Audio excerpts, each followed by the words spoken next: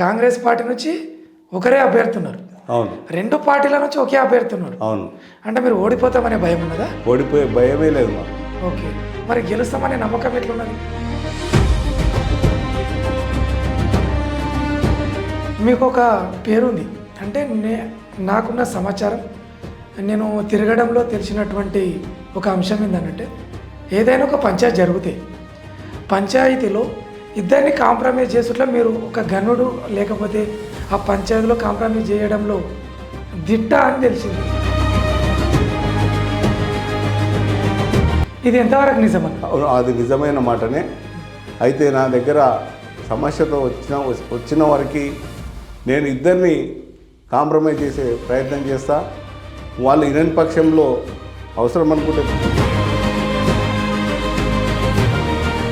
దీని ప్రకారం నేను ఏం చేసినంటే, మేనిఫెస్టోలో చూస్తే ఇందులో ఒక విషయం ఏంటంటే, మీరు ఆదర్శ రైతుగా ఎప్పుడు పనిచేశారు. మీరు కుల మత భేదాలు లేకుండా తిరిగే అవకాశం ఎక్కువ ఉందని అంటున్నారు. జనాల లోపల విన్న మాట నేను, అది ఎంతవరకు నిజమంటారు? నాకు ఇక్కడే వచ్చినా కూడా నేను అవన్నీ పట్టించుకుంటుంది కాదు. ఒకవేళ మీరు గెలిస్తే ప్రజలతోటి ఎట్లా ఉంటారు? ప్రజలతో ఎప్పుడు వాళ్ళకు అందుబాటులో 24 గంటలు ఉండి వారి యొక్క సమస్యలను ఎప్పటికప్పుడు పరిష్కరించడం. ఇప్పుడే నేను పరిష్కరిస్తున్నా. అధికారంలోకి వస్తే తప్పకుండా వాళ్ళ ఇంటి దగ్గర పోయి కానీ ఫస్ట్ మనం ఊర్లోకి వెళ్తే చీకటి అయిందనుకోండి, లైట్లు లేకపోతే చాలా ఇబ్బంది. అవును. దానిపైన మీరు ఎట్లా శ్రద్ధ తీసుకుంటారు? ప్రతి స్తంభానికి లైట్ ఉన్నదా లేదా అనేది నేను ఇన్ఫర్మేషన్ తీసుకొని దాన్ని వెంటనే పరిష్కారం చేయడానికి సిద్ధంగా ఉన్నాను. అవును. అందులో భాగంగా సామాజిక కార్యక్రమాల్లో కూడా మేనిఫెస్టోలో పెట్టింది. మొదటిది ఏంటంటే 5,000 రూపాయలు ఇస్తా అంటున్నారు. అవును. ఎవరికి ఇస్తారు, ఎందుకు ఇస్తారు? నా సొంతంగా ఇస్తా. ఎందుకంటే వాళ్ళిద్దరు కలిసి నీకు సపోర్ట్ చేసారు, మీరు గెలిచారు. కానీ ప్రభుత్వ పరంగా వాళ్ళు సపోర్ట్ చేయకపోతే మీ పరిస్థితి ఏంది? అందరికీ నమస్తే, నేను మీ సురేష్ మోత్కూర్.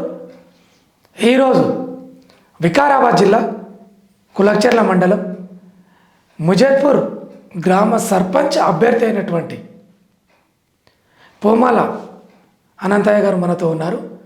తను ఇంతకుముందు ఎలాంటి పదవులు చేయడం జరిగింది, ఇప్పుడు సర్పంచ్ పదవిని గెలిచినట్లయితే భవిష్యత్తులో ప్రణాళిక ఏ విధంగా ఉండబోతుంది, ప్రస్తుతం ప్రచార కార్యక్రమాలు ఏ విధంగా ఉన్నాయి, తనతో ఉన్నటువంటి వార్డ్ మెంబర్స్ తనకు ఏ విధంగా సహకరిస్తున్నారనే అంశాలను తన మాటల ద్వారా తెలుసుకోవడానికి రావడం జరిగింది.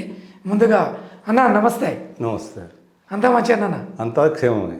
ఓకే, మీరు సర్పంచ్ అభ్యర్థిగా ముజద్పూర్ గ్రామానికి పోటీలో ఉన్నారు. అందులో మీ పేరు బహుజనుల నుంచి ఎస్సీ ఎస్టీ బీసీ మైనార్టీ అగ్రకులాల్లో పేదవాళ్ళందరూ కూడా నిన్ను ఎన్నుకోవడం జరిగింది. దానిలో భాగంగా మీరు కూడా ధైర్యం చేసి ఒక అగ్రవర్ణాలతో పోటీ పడతా ఉన్నారు. మరి ఇప్పుడు నీకు ఎట్లా అనిపిస్తుంది? ప్రజలు నాకు చాలా మద్దతుగా ఉన్నారని భావిస్తున్నాను. ఓకే, అందులో మీకు బీఆర్ఎస్ ప్లస్ బీజేపీ పార్టీ వాళ్ళు మద్దతుగా ఉన్నారని కొంత సమాచారం, ఇది ఎంతవరకు నిజం? ఇది నిజమైన మాట.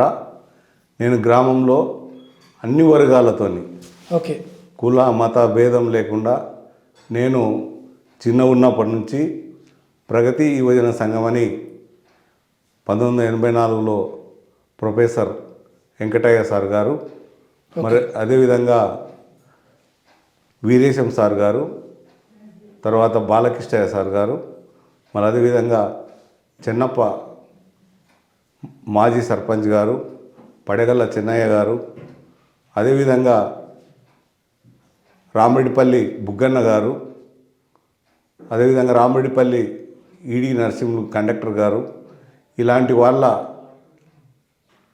అడుగుజాడల్లో నడిచి నేను కొన్ని రోజులు ప్రగతి యువజన సంఘం అధ్యక్షునిగా కూడా కొనసాగడం జరిగింది. అప్పుడు గ్రామంలో సామాజిక కార్యక్రమాలు నిర్వహించుకుంటూ ఆ పరిస్థితుల్లో గ్రామంలో కలరా వ్యాపించినప్పుడు మేమే యువజన సంఘ సభ్యులం వారికి సేవలు అందించి డాక్టర్లను ఇక్కడనే గ్రామంలో క్యాంప్ ఏర్పాటు చేసి చాలామందికి ఆ రోజులలో వారికి సహాయ సహకారాలు అందించి సేవ చేసినటువంటి మాకు ఆ పెద్దలు చేసినటువంటి సలహా సూచనల వరకు నేను అప్పటి నుంచి సమాజంలో అందరితో కలిసిమెలిసి ఉంటా కాబట్టి వాళ్ళందరూ కలిసి నన్ను ఏకగ్రీవంగా సర్పంచ్గా ఉండాలని వాళ్ళు కోరినందువల్ల నేను ఉండడం జరిగింది. అంటే ఇంకొక విషయం అన్న, అంటే మీరు ఇద్దరు ఏకమయ్యారు అంటే కాంగ్రెస్ అంటే భయపడుతున్నారా? ఎవరు మేము కాంగ్రెస్ అంటే ఏం భయపడతలేము. ఎందుకంటే మీరిద్దరు ఒకటయ్యారు కదా. అవును. కాంగ్రెస్ పార్టీ నుంచి ఒకరే అభ్యర్థున్నారు, అవును. రెండు పార్టీల నుంచి ఒకే అభ్యర్థున్నారు. అవును. అంటే మీరు ఓడిపోతామనే భయం ఉన్నదా? ఓడిపోయే భయమే లేదు మాకు. ఓకే, మరి గెలుస్తామనే నమ్మకం ఎట్లున్నది? నేను నా యొక్క బీఆర్ఎస్ పార్టీ మరి అదే బీజేపీ పార్టీ నాయకులు చాలా ప్రజల్లో మంచి పేరు ప్రతిస్తున్నటువంటి వారు ఉన్నారు కాబట్టి ఆ నమ్మకంతో నేను కూడా ప్రతి విషయంలో గ్రామంలో ఏ చిన్న సమస్య ఉన్నా వాళ్ళ దగ్గర రాత్రి కానీ పగలు కానీ వెళ్ళి వారి యొక్క సమస్యలను పరిష్కరిస్తాను కాబట్టి ఆ నమ్మకంతో నేను ధైర్యంగా ఉన్నా. మీకు ఒక పేరుంది అంటే నాకున్న సమాచారం, నేను తిరగడంలో తెలిసినటువంటి ఒక అంశం ఏంటంటే ఏదైనా ఒక పంచాయతీ జరిగితే పంచాయతీలో ఇద్దరిని కాంప్రమైజ్ చేసుట్లా మీరు ఒక గనుడు లేకపోతే ఆ పంచాయతీలో కాంప్రమైజ్ చేయడంలో దిట్ట అని తెలిసింది. ఇది ఎంతవరకు నిజమన్నా? అది నిజమైన మాటనే. అయితే నా దగ్గర సమస్యతో వచ్చిన వారికి నేను ఇద్దరిని కాంప్రమైజ్ చేసే ప్రయత్నం చేస్తా. వాళ్ళు ఇరని పక్షంలో అవసరం అనుకుంటే మళ్ళా ఒకరోజు టైం తీసుకొని ఇద్దరిని సంజాయించి ఎలాంటి గొడవలు లేకుండా సామరస్యంతో వారిని పరిష్కరించి నేను కూడా వాళ్ళ దగ్గర ఎలాంటి డబ్బు కానీ ఆశించకుండా పోలీస్ స్టేషన్ కానీ ఎక్కడ వెళ్ళకుండా ఇక్కడనే పంచాయతీ పెట్టి వారి సమస్యలు పరిష్కరించి మళ్ళా వారిని ఒక సమన్వయానికి తీసుకొచ్చే ప్రయత్నం చేస్తా. అన్న జనరల్గా నీ మేనిఫెస్టో చూసిన నేను దీని ప్రకారం నేనేం చేసినంటే మేనిఫెస్టోలో చూస్తే ఇందులో ఒక విషయం ఏంటంటే మీరు ఆదర్శ రైతుగా ఎప్పుడు పనిచేశారు? నేను ఆదర్శ 2007లో గౌరవ రాజశేఖర రెడ్డి ముఖ్యమంత్రిగా ఉన్నప్పుడు ఆదర్శ రైతుగా పనిచేసి ప్రతి ఒక్క రైతుకు ఎలాంటి సమస్య లేకుండా ఏఓ గారిని కానీ ఏఈఓల గారిని గ్రామంలో ప్రతి రైతు దగ్గర వచ్చి వారి యొక్క పంట నష్టాన్ని కానీ వాళ్ళకు వచ్చేటటువంటి బెనిఫిట్స్ను నేను ముందరుండి ఇప్పించినటువంటి ఘనత నాకు అది గట్టిగా ఉన్నది. నాకు జిల్లా లెవెల్లో కూడా ఆ రోజులలో అవార్డు కూడా వచ్చింది ఆదర్శ రైతుగా. ఓకే అన్న, ఇంకొక అంశం ఏంటంటే మీరు స్కూల్ చైర్మన్గా ఎప్పుడు చేయడం జరిగింది? 2010-11లో స్కూల్ చైర్మన్గా ఉన్నాను. అయితే అప్పుడు నాకు 2 సంవత్సరాల పీరియడ్ అది. అయినప్పటికీ గౌరవ పెద్దలైనటువంటి ఇప్పుడు ఉన్న సభాపతి మన ప్రసాద్ అన్న గారు, స్పీకర్ గారు మంత్రిగా ఉండే అప్పుడు భూగర్భ వనరుల శాఖ మంత్రిగా మా గురువర్యులు కమతం రామరెడ్డి గారి సహాయ సహకారాలతోని ఈ పాఠశాలకు నిధులు బాగా సేకరించి పాత పాఠశాలను తీసేసి కొత్తగా రూములు దాదాపుగా ఒక 15 వరకు నిర్మించడం జరిగింది. ఇంకొక అంశం అన్న, మత్స్యకారుల సంఘాన్ని కూడా మీరు అధ్యక్షులుగా పనిచేశారు. అది మత్స్యకారులకు చేసిన. రెండవది ఏంటంటే అదే నేను ఉన్నప్పుడు ముజాహిద్పూర్కు మోడల్ స్కూల్ కూడా రావడం జరిగింది. ఓకే, ఆ మోడల్ స్కూల్ రావడానికి కీర్తిశేషి అయినటువంటి హరీశ్వర్ గారు ఎమ్మెల్యేగా ఉన్నారు కాబట్టి వారి యొక్క ప్రపోజల్ కావాలంటే గ్రామ పెద్దలైనటువంటి చెన్నప్ప సావుకారు అంటే మాజీ సర్పంచ్ గారు మరి తిరుమల సర్పంచ్ గారు నాకు సహకరించి ఉత్తరాన్ని తెచ్చి ప్రభుత్వానికి సమర్పిస్తే అది మాకే మంజూరు కావడం జరిగింది. దానివల్ల ఈరోజు డాక్టర్లు, ఇంజనీర్లు ఎంతోమంది ఇంగ్లీష్ మీడియం కాబట్టి అంతమంది అభివృద్ధి చెందిండ్రు. ఓకే, ఇంకొక అంశం ఏంటంటే మీరు కుల మత భేదాలు లేకుండా తిరిగే అవకాశం ఎక్కువ ఉందని అంటున్నారు. జనాల లోపల విన్న మాట నేను, అది ఎంతవరకు నిజమంటావు అన్న? అది నిజమైన మాట. ఓకే. నేను ఇంతకుముందు చెప్పినటువంటిది, మేము ప్రగతి యువజన సంఘం అనే సంఘంలో ఉన్నప్పుడు మాకు మా పెద్దలైనటువంటి ప్రొఫెసర్ వెంకటన్న గారు మా దగ్గర 2 గ్లాసుల పద్ధతి, అంటే చాయ్ తాగితే గ్లాస్ కడగాలి, కడిగించే పరిస్థితి ఉండే. ఓకే. ఆ పరిస్థితుల్లో వాళ్ళు మాకు ఆదర్శంగా ఉండి మమ్మల్ని వాళ్ళెంబడి మేము తిరుగుకుంటూ మమ్మల్ని ఒక ఏకతాటిపైకి తెచ్చి ఈడ కుల మత భేదాలు లేకుండా వాళ్ళ ఇంట్లో మేము తినడం, మా ఇంట్లో వాళ్ళు తినడం, అటువంటి కార్యక్రమాలు చేయడం వల్ల నాకు అటువంటి కుల మత భేదాలు ఎలాంటివి లేవు. ఇంకొక అంశమున, సాధారణంగా కుల మతాలకు అతీతంగా ఉండేవాళ్ళను కొందరు నచ్చరు. అట్లాంటిది ఏమన్నా నీకు ఎదురైందా? నాకు ఎప్పుడు ఎదురుగాలి. నేను అందరిలో సొచ్చుకొని పోయేవాడిని. నాకు ఇక్కడే వచ్చినా కూడా నేను అవన్నీ పట్టించుకుంటుంది కాదు. ఓకే. నాకు అందరం ఎవరైతే సమాజంలో ఉన్నారో అందరూ మనుషులమే. ఎక్కడ తేడా లేకుండా అందరూ నాకు సోదర భావంతో, ఒక చెల్లెలు అక్క అనే భావంతో ప్రజల్లో మెలిగిన. అదే ఇంకొక అంశం అన్న, మీరు ఒకవేళ మీరు గెలిస్తే ప్రజలతోటి ఎట్లా ఉంటారు? ప్రజలతో ఎప్పుడు వాళ్ళకు అందుబాటులో 24 గంటలు ఉండి వారి యొక్క సమస్యలను ఎప్పటికప్పుడు పరిష్కరించడం. ఇప్పుడే నేను పరిష్కరిస్తున్నా. అధికారంలోకి వస్తే తప్పకుండా వాళ్ళ ఇంటి దగ్గర పోయి కానీ వాళ్ళను ఎక్కడ ఊరు దాటనీయకుండా ఇక్కడ పరిష్కారం చేసే అటువంటి మనస్తత్వం ఉన్నది. ఇంకొక అంశం అన్న, గెలిస్తే ఎట్లా ఉంటావు? ప్రజలతోటి కావచ్చు, లీడర్స్ తోటి కావచ్చు. ఒకవేళ ఓడిపోయారే అనుకోండి, అప్పుడు ఎట్లా ఉంటారు? ఓడిపోయినా గెలిచినా ఓకే, నేను గతంలో ఏ విధంగా ఉన్నానో అదే విధంగా ఉంటాను. అంతేనా? అంతే. మీరు ఒక మేనిఫెస్టో రిలీజ్ చేశారు. నేను చూసిన అంశాలు ఏంటివంటే, ఇందులో విద్య అనేది యువతకి ఎట్లా ఉపయోగపడుతుంది అనేది ఒక ప్లాన్ చేశారు. దాంట్లో ఏందమంటున్నారంటే, మీరు గ్రామంలో మినీ లైబ్రరీ ఏర్పాటు చేస్తా అంటున్నారు. అవును. సాధ్యమంటారా?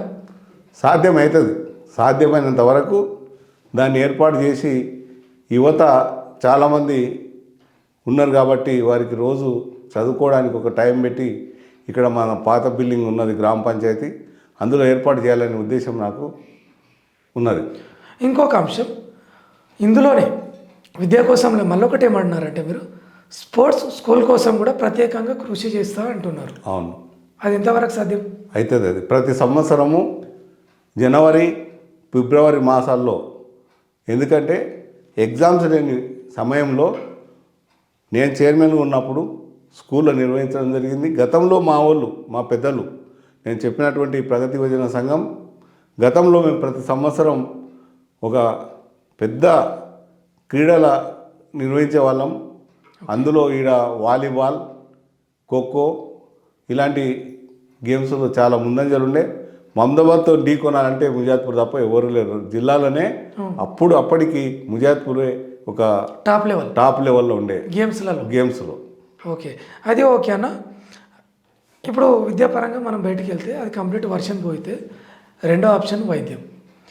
లోకల్లో మీరు పిహెచ్సి అంటే ప్రైమరీ హెల్త్ కేర్, దాన్ని ఎక్కువ ఇంట్రెస్ట్ తీసుకుంటున్నారని తెలుస్తున్నది. ఎంతవరకు నిజమండి? అది నిజమైన మాట. ఎందుకంటే ఇది మారుమూల గ్రామం. దీనికి అనుబంధ గ్రామాలు చాలా ఉన్నాయి.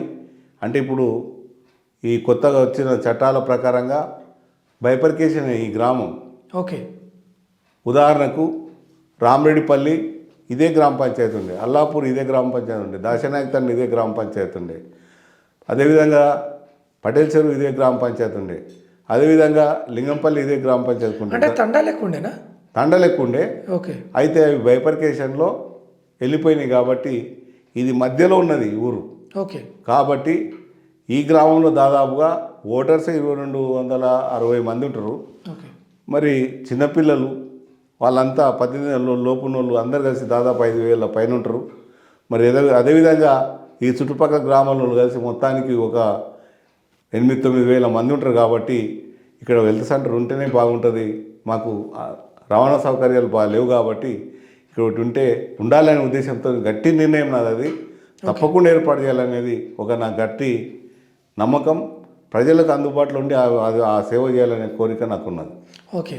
అయితే రవాణా వ్యవస్థలో నాకున్న సమాచారం, కొంతమందిని కూడా సర్వే చేసుకుంటే, ఇక్కడ కులక్చర్ల నుంచి హైదరాబాద్ వెళ్ళడానికి ఒక బస్సు ఉండేదంట అవును వాస్తవానికి. అవును అది రద్దయిందంట. దాని మీద మీరు ప్రత్యేకంగా దృష్టి పెట్టి మళ్ళీ తెస్తా దాన్ని సాధిస్తా అంటున్నారంట. తప్పకుండా ఆ బస్సును మాత్రం గతంలో మాజీ సర్పంచ్ అయినటువంటి చెన్నప్ప గారు అందరి గ్రామంలో ఉన్నటువంటి వారిని ప్రతి ఒక్కరిని తీసుకెళ్ళి అది రోడ్డు పాడుబడిన రోడ్డును చెట్లను తొలగించి ప్రత్యేకంగా ఆయన బస్సు తెచ్చిండు. అది కరోనా సమయంలో అనుకోని పరిస్థితుల్లో మెల్లమెల్లగా బస్సు బంద్ చేసారు. దాన్ని మళ్ళా బస్సును తీసుకురావాలనే ఉద్దేశం నాకు గట్టిగా ఉన్నది. ఎందుకంటే మన రాష్ట్రానికి ప్రధానమైనటువంటి హైదరాబాద్కు మాకు పోవడానికి రావడానికి ఇబ్బంది అవుతుంది కాబట్టి దాన్ని తప్పకుండా దాన్ని నెరవేర్చాలనే గట్టి నిర్ణయం తీసుకోవాలని నేను అనుకుంటున్నా. ఎందుకంటే అది గ్రామ పంచాయతీ నుంచి కనీసం మురమన్న వేసి అన్న బస్సు నడిపించాలనే కోరిక నాకున్నది. తప్పకుండా ఆ పని చేయడానికి సిద్ధంగా ఉన్నాను. ఇంకొకటి, గ్రామ అభివృద్ధిలో భాగంగా ఫస్ట్ మనం ఊర్లోకి వెళ్తే చీకటి అయిందనుకోండి, లైట్లు లేకపోతే చాలా ఇబ్బంది. అవును, దానిపైన మీరు ఎట్లా శ్రద్ధ తీసుకుంటారు? దాని గురించి ఒక లైట్లు ఏర్పాటు చేయడానికి ఎప్పటికప్పుడు చూసుకోవడానికి గ్రామ పంచాయతీ నుంచి ఒక వ్యక్తిని ఏర్పాటు చేసి ప్రతి స్తంభానికి లైట్ ఉన్నదా లేదా అనేది నేను ఇన్ఫర్మేషన్ తీసుకొని దాన్ని వెంటనే పరిష్కారం చేయడానికి సిద్ధంగా ఉన్నా. ఓకే, ఇంతకుముందు ఉన్న సర్పంచ్ కావచ్చు లేకుంటే అధికారులు కావచ్చు డ్రైనేజ్ సిస్టమ్ని కొంతవరకు చేసి వదిలిపెట్టారు అంటున్నారు. మరి దాన్ని మీరు పూర్తి చేస్తుంటారా? తప్పకుండా పూర్తి చేస్తా. అందులో భాగంగా వాళ్ళు చేసే వరకు చేసిండ్రు.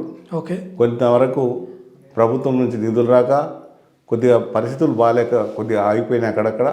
వాటిని పూర్తిగా కంప్లీట్ చేయాలనే ఉద్దేశం ఉన్నది. వాస్తవం మీరు అడిగేది, అక్కడక్కడ మురుగు కాలువలు ఉన్నాయి. వాటిని తప్పకుండా మంచిగా నిర్మాణం చేస్తేనే గ్రామంలో ఉన్నటువంటి ప్రజలకు ఎలాంటి రోగాలు రావు. ఓకే, దానివల్ల ఏమవుతుందంటే ఈ దోమలు ఈగలు వచ్చి కరవడం వల్ల మలేరియా టైఫాయిడ్ అటువంటి రోగాలు గ్రామంలో వస్తున్నాయి. కాబట్టి దాన్ని వెంటనే అమల్లోకి తీసుకోవాలనే ఉద్దేశం నాకున్నది. అంటే అట్లా జరగడం వల్ల ఏమవుతుందంటే ఊరు కూడా పరిశుభ్రంగా మారుతుంది మనకు తెలిసిన. అవును. అయితే ఇంకొక అంశం ఏంటంటే, సాధారణంగా మనం ఇంతకుముందు చూసినాం నీటి సమస్య ఉంటుంది ఒకటి. అందులో కేసీఆర్ గారు మిషన్ భగీరథ ఏదో మంచి కార్యక్రమం తీసుకున్నారు. అవును, ఇంటింటికి నల్లను పంపించాడు. అయినా కొంత నీటి సమస్య ఉంది. అవును, అంటే పైపుల సమస్య కావచ్చు, టైంకి నీరు రాకపోవడం కావచ్చు జరిగింది. ఇంకా నీటి సమస్య ఉందని నేను వింటున్నా. మరి దీని మీద మీరు ఎట్లా ఆలోచిస్తారు? ఆ పరిష్కారాన్ని వెంటనే పరిష్కరించాలని ఆలోచన చేస్తున్నాం. ఓకే, అది ఇప్పటి మా దృష్టికి వచ్చింది. మన గౌరవనీయులు మాజీ ముఖ్యమంత్రి కేసీఆర్ గారు ఇచ్చినటువంటి మాట, ప్రతి ఇంటికి నల్ల అన్నాడు. ప్రతి ఇంటికి నల్ల ఇవ్వడం జరిగింది. కానీ చిన్న చిన్న పొరపాట్ల వల్ల అక్కడక్కడ కొన్ని సమస్యలు ఉన్నాయి. వాటిని వెంటనే పరిష్కరించడానికి నేను సిద్ధంగా ఉన్నా. ఇది ఇంత ఎత్తున ఒక కార్యక్రమం మీరు తీసుకుంటే ఇదే మేనిఫెస్టోలో అయితే మీరు ఒక పేద కుటుంబం, నిరుపేద కుటుంబం చనిపోతే అంటే ఇది అన్ని ఎప్పుడు అంటే మీరు చేసేటివి గెలిచిన తర్వాత అంటున్నారు మీరు నాకు చెప్పేటివి. అవును, అందులో భాగంగా సామాజిక కార్యక్రమాల్లో కూడా మేనిఫెస్టోలో పెట్టారు. మొదటిది ఏంటంటే 5,000 రూపాయలు ఇస్తా అంటున్నారు. అవును, ఎవరికి ఇస్తారు, ఎందుకు ఇస్తారు? నిరుపేద కుటుంబాల వాళ్ళు ఎవరైనా చనిపోతే అనే మాట అంటున్నారు. అవును, 5,000 రూపాయలు ఇస్తామంటున్నారు. అది మీ సొంతంగా ఇస్తారా, సర్పంచ్ నిధులలోకి ఇస్తారా? నా సొంతంగా ఇస్తా. ఎందుకంటే నేను గతంలో మత్స్య సహకార సంఘంలో అధ్యక్షుడు ఉన్నప్పుడు మా సంఘంలో సభ్యుడై ఉంటే 5,000 ఇచ్చేవాడిని. ఓకే, అంటే అందరి సభ్యుల సహకారంతో అందరి కార్యవర్గం నిర్ణయం మేరకు ఓకే, అందరికంటే దాని సభ్యులై ఉన్న వాళ్ళకు మాత్రం 5,000 ఇచ్చేవాళ్ళం.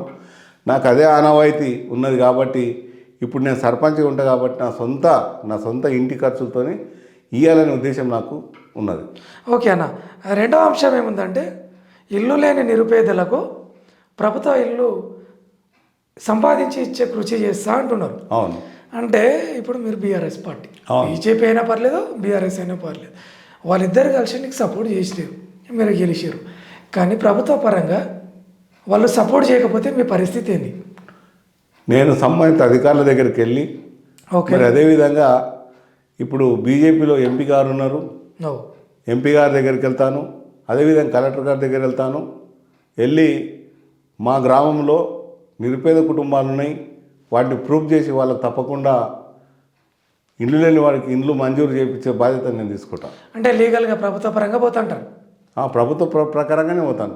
ఎందుకంటే ప్రభుత్వం ప్రజలే ప్రభుత్వం. అవును. కాబట్టి అది అధికారుల దగ్గరికి వెళ్ళి కలెక్టర్ దగ్గర కానీ దానికి సంబంధించిన హౌసింగ్కి సంబంధించినటువంటి అధికారుల దగ్గర వెళ్ళి వారి దగ్గర పోయి నేను రిక్వెస్ట్ చేశాను, మా దగ్గర పరిస్థితి ఇట్లున్నా అని. మరి అదేవిధంగా దేశంలో బీజేపీ ప్రభుత్వం ఉన్నది కాబట్టి ఎంపీ గారు ఉన్నారు ఈ నియోజకవర్గంలో, చెవెలి నియోజకవర్గంలో, కాబట్టి అతని దగ్గర కూడా వెళ్ళి వారి యొక్క సహాయ సహకారాలు తీసుకుంటాం. ఇంకొకటైనా ఇక్కడున్న అన్ని కమ్యూనిటీస్ ఉన్నాయి, SC ST BC minority all communities ఉన్నాయి. వారి కమ్యూనిటీస్ కోసం కూడా మీరు భవనాలు కట్టిస్తామంటున్నారు. ఇది ఎంతవరకు సాధ్యమన్నా? ప్రభుత్వం నుంచి ప్రభుత్వానికి దృష్టికి తీసుకెళ్ళి కమ్యూనిటీ భవనాలు ఉండాలి. ఎందుకంటే నేను గతంలో అన్ని విషయాల్లో పరిశీలన చేసినట్టయితే ఏమైనా పంచాయతీలు కానీ ఏమైనా కావాలంటే ఏడవ విషయంలో మాకు అర్థం కాని పరిస్థితి ఉన్నది. ఓకే. కాబట్టి వారి యొక్క సమస్యలు పరిష్కరించుకోవడానికి వాళ్ళకి ఏమన్నా చిన్న చిన్న కార్యక్రమాలు చేసుకోవడానికి ఒక భవనం ఉండాలనే ఉద్దేశం నాకున్నది. కాబట్టి దాన్ని ప్రభుత్వం దృష్టికి తీసుకెళ్ళి తప్పకుండా అన్ని కమ్యూనిటీ, ఓకే, ఎస్సీ కానీ బీసీ కానీ మైనారిటీస్ కానీ అందరికీ అలాంటి కార్యక్రమాలు చేయాలనే ఉద్దేశంతో నేను ముందుకెళ్ళాలని భావిస్తున్నాను. అంటే మీరు నాకు తెలిసిన అంశం ఏంటంటే మత్స్యకారుల పని ఎక్కువ ఇష్టం ఉంటుందంట మీకు.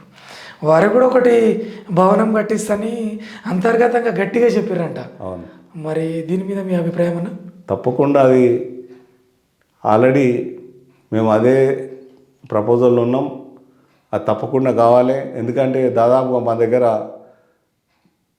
270 మంది మత్స్యకారులు ఉన్నారు. అందులో 85-90 మంది అధికారికంగా సభ్యులు ఉన్నారు. కాబట్టి తప్పకుండా మా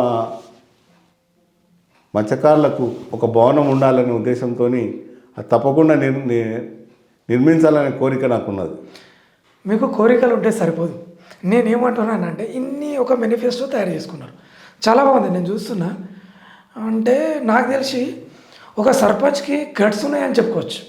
ఎందుకంటే మేనిఫెస్టో రిలీజ్ చేయడం అనేది నాట్ ఏ జోక్.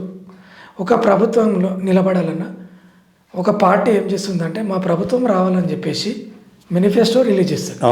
అలాంటి మేనిఫెస్టో మీరు రిలీజ్ చేయడం జరిగింది. అంటే మీ సొంతంగా రిలీజ్ చేసిరా లేకపోతే మీ టీం అందరు కలిసి రిలీజ్ చేసిరా? మా టీం అంతా అందరం కలిసి ఒక నిర్ణయానికి వచ్చినాం. మాకు త్వరలో ఒక సంవత్సరం 2 సంవత్సరాల లోపల కేసీఆర్ గారు మళ్ళా ముఖ్యమంత్రి అయ్యే అవకాశాలు ఉన్నాయి. కాబట్టి ఆ ధైర్యం కూడా ఎక్కువ ఉన్నది నాకు. సరే, అక్కడ వరకు బాగుందన్న. మీకు బీఆర్ఎస్ ప్లస్ బీజేపీ ఉంది. ఇప్పుడు బీఆర్ఎస్ నుంచి మాజీ ఎమ్మెల్యే మహేష్ రెడ్డి గారు మీతో ఎట్లా ఉంటారు? మీరు ఎట్లా ఉంటారు? నాకు సన్నిహితంగా ఉంటాడు చాలా. ఓకే. అంటే జనరల్గా అన్న సమస్య ఉంది అని మీరు చేస్తారా ఎప్పుడైనా? నేను ఫోన్ చేస్తే నాకు మంచి రెస్పాన్స్ ఉంటుంది. ఓకే. అన్నాన్ని మంచిగా నన్ను భావిస్తాడు. ఓకే. నాకు ఆ నమ్మకం ఉన్నది మాజీ ఎమ్మెల్యే గారి పైన. ఓకే. కాబట్టి మాజీ ఎమ్మెల్యే మహేష్ అన్న గారు తప్పకుండా నాకు సహకరిస్తారని ఒక నమ్మకం. అంటే మహేష్ అన్న గారు, నేను అడుగుతున్నానా, ఇప్పుడు మళ్ళీ వచ్చే ఎన్నికలలో ఎమ్మెల్యేగా గెలిచే అవకాశం ఉందా? తప్పకుండా గెలుస్తున్నాడు ఈసారి. అంతేనా? ఇంకొక అంశం, మీకు బీజేపీ కూడా సపోర్ట్ చేస్తుంది. బీజేపీ నుంచి నీకు ఏ నాయకుడు మంచిగా ఉంటాడన్న లోకల్గా? నాకు ఈ గ్రామంలో అంటుండ్రా మండలం ఇక్కడ మండలం లెవెల్ కావచ్చు, మండల లెవెల్ అయినా నాకు ప్రాణాదన్న గారు నాకు ఒక గురువు లాంటి వారు. ఓకే. నేను చిన్న ఉన్నప్పటి నుంచి తనతో సన్నిహితంగా ఉండేవాడిని. నాకు ఆయన మీద చాలా విశ్వాసం. ఓకే. ఆయన కూడా నా మీద విశ్వాసం ఉన్నది. కాబట్టి అతని దగ్గర కూడా వెళ్ళి ఈ గ్రామ అభివృద్ధికి అతనితో కూడా మాట్లాడే నాకు అవకాశం ఉన్నది. ఎందుకంటే సెంట్రల్ పార్టీ కూడా ఉంది, ఉన్నది బీజేపీ. అవును. కాబట్టి ఒక ఛాన్స్ కూడా అది ఉన్నది. సో కాబట్టి మొత్తానికైతే మీరు ఏమంటున్నారంటే ఒక్కసారి అవకాశం ఇవ్వండి ముజత్పూర్ ప్రజలు, నేను అభివృద్ధి చేసి చూపిస్తా అంటారు. అవును. అంతే కదండి. సరే, ఏది ఏమున్నా మీరు ఈసారి మీ ఆశయం కోసం మన కనీసం మీకున్న లక్ష్యాలు గట్టిగా ఉన్నాయి కాబట్టి మరి యువతతోటి మీరు ఎట్లా ఉంటారన్న యువకులతోటి? నేను యూత్తోని సొంతం తమ్ముళ్ళు అన్నలుగా భావించి నేను అతను చాలా ఫ్రీగా ఉంటా. నేను నన్ను అనగానే వాళ్ళకి ఖుషిగా ఆ, అట్లా ఉంటారు నాతోని. నేను అంత ఫ్రెండ్స్ లేక అంతే. ఎంత పెద్దోళ్ళు ఉన్నా చిన్నోళ్ళు ఉన్నా అన్న తమ్మి ఆ, అట్లా ఆ రకంగా వాళ్ళ దగ్గరికి వెళ్తా. నేను వాళ్ళను చాలా మంచిగా భావిస్తారు. ఎందుకంటే మంచి మంచి నాయకుడు. ఓకే. మాకేం చిన్న సమస్య ఉన్నా మా దగ్గరికి వస్తాడు. మాకు ఎలాంటి సమస్యలు రాకుండా కాపాడతారని వాళ్ళు చాలా నమ్ముతారు నన్ను. నమ్ముతారు అన్నట్టు. అయితే కొందరు నేను అక్కడక్కడ వింటున్నాను, తాత ఇంటికాడ ఉన్నా తాత రమ్మంటుండు, తాత ఇంటికి పోదాం పా అంటారు. ఈ తాత ఎందుకు అంటున్నారు మరి? నన్ను ఎక్కువ తాత మామ కాక చాలా ఇట్లా ఈ రకంగా నేను అట్లా చేస్తూ మాట్లాడతా కాబట్టి వాళ్ళు నన్ను అదేవిధంగా అంటే కలిసిపోయే గుణం ఉంది కలిసిపోతాను నేను అందరితో కలిసి. ఎట్లా అంటే ఇట్లా స్నేహభావంగా మంచి ఇట్లా కలిసి వాళ్ళు ఎక్కువ నన్ను తాత మామ అన్న బావ ఇట్లా ఈ రకంగా జనంలో నాకు ఒక ఆ పేరున్నది. ఇంకొక అంశం అన్న, చెప్పండి. ముజత్పూర్ గ్రామంలో 24 గంటల కరెంటుకు మీరు కొంత కృషి చేశారనే అంశం ఉన్నది. అవును, అది ఎంతవరకు నిజమన్నా?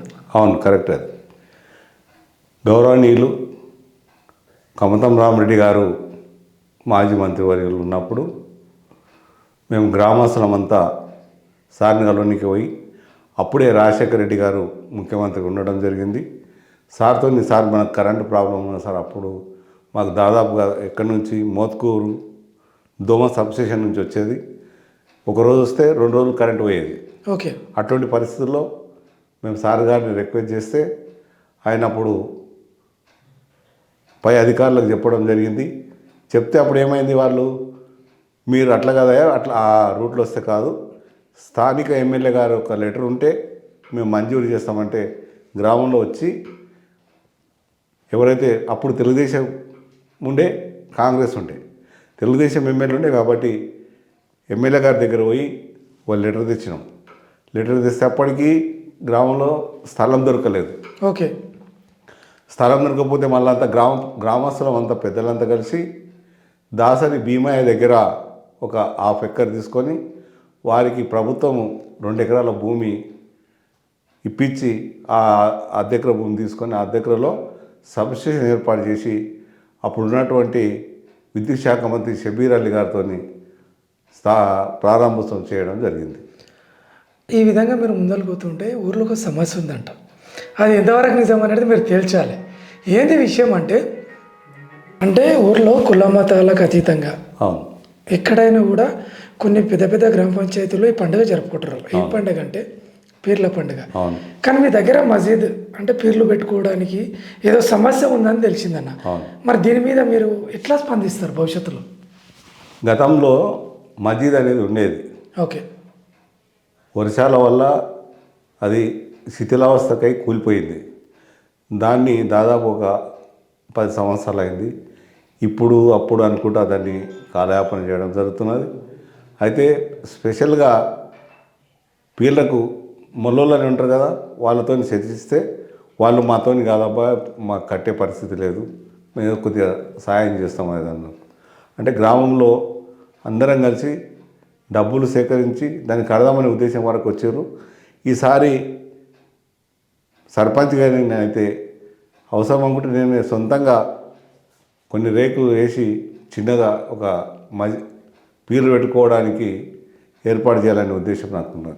అంటే మీరు సొంతంగా అంటే ఒకవేళ అందరు సహకరించకుండా కూడా మీ సొంత డబ్బులతో కనీసం రేకులైనా మాజీ సర్పంచ్ శ్రీనివాస్ గారు రేకులు ఇవి ఇప్పియడం జరిగింది. అవి ఉన్నాయి. ఓకే. కొద్దిగా గోడ పెట్టి దాదాపుగా ఇంక 10,000-50 వేలైనా సరే అది నిర్మాణం చేసేయాలనే ఉద్దేశం నాకు ఉన్నది. Okay, right. అంటే ఒక ఊరికి ఒక గుడి ఒక బడి అనేది కామన్గా ఖచ్చితంగా ఉంటాయి. కానీ ఇక్కడ మీరు మీ గ్రామంలో ఉన్నటువంటి ఆలయాలకు మీరు అభివృద్ధి చేసే ఏమైనా ప్రయత్నం చేస్తారంటారా? తప్పకుండా చేస్తాము. ఓకే. గతంలో ఉన్నటువంటి సర్పంచ్లకు కూడా నేను వెంబడుండి గ్రామంలో ఆధ్యాత్మిక కార్యక్రమాలను దేవాలయాల అభివృద్ధికి వారెంట ఉండి సహకరించిన నేను అధికారంలోకి వస్తే ఇంకా దేవాలయాలను ఇంకా అభివృద్ధి చేయాలనే ఉద్దేశం నాకున్నది. Okay, right. అన్నీ మసీద్ కానీ హనుమాన్ దేవాలయం కానీ భవానీ మాత కానీ శివాలయం కానీ గురుమహారాజ్ కానీ ఓకే. దత్తాత్రేయ కానీ ఇలాంటి దేవాలయాలు పోచమ్మ గుడి కానీ ఇవన్నీ అమ్మవారి గుళ్ళకు అన్నిటికీ తప్పకుండా నా యొక్క సహాయ సహకారాలు అందించి అభివృద్ధి చేస్తాం. ఓకే రైట్ అన్న. చివరి క్వశ్చన్ ఏంటంటే మీరు గెలుస్తారనే నమ్మకం ఎవరి మీద ఎక్కువ ఉందన్న? నాకు అన్ని వర్గాల వాళ్ళు సహకరిస్తారని ఒక నమ్మకం ఉన్నది. అంతే, ప్రజలని నమ్మకం ఇక. ప్రజలే నాకు దేవుళ్ళు. ఓకే. ప్రజల యొక్క సహాయ సహకారాలు నాకు ఉంటాయని ఆ ప్రజలు దేవుళ్ళతో భావిస్తాను నేను. ఓకే రైట్ అన్న. థ్యాంక్ యూ అన్న, మంచి అవకాశం ఇచ్చినందుకు ధన్యవాదాలు. ధన్యవాదాలు.